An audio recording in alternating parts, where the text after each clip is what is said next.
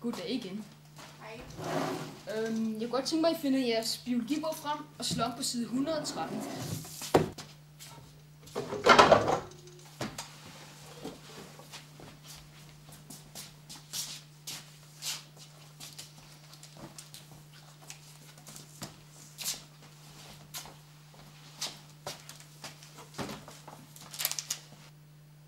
Linnea, skal du ikke lave noget?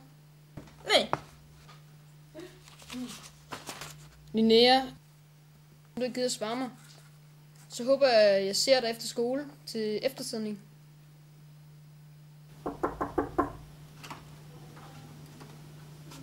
Hej, må jeg forstyrre dig øjeblik? Jeg har desværre en dårlig nyhed. En af pigerne fra B-klassen gik desværre bort i går eftermiddag.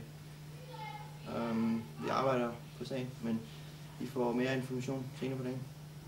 Farvel igen. En busk eller sådan noget. Men det er vildt uhyggeligt. Det er så klamt. Altså bare det at tænke på det. Hvem kunne også gøre det? Altså, jeg kendte hun har ikke gjort noget. Altså, hun har ikke gjort noget forkert eller noget. Det er sådan helt... Jeg forstår det ikke.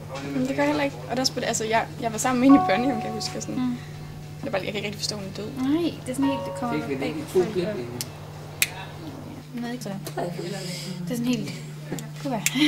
Altså man tænker også, hvis der er sådan en morder, altså det kunne være, man kender.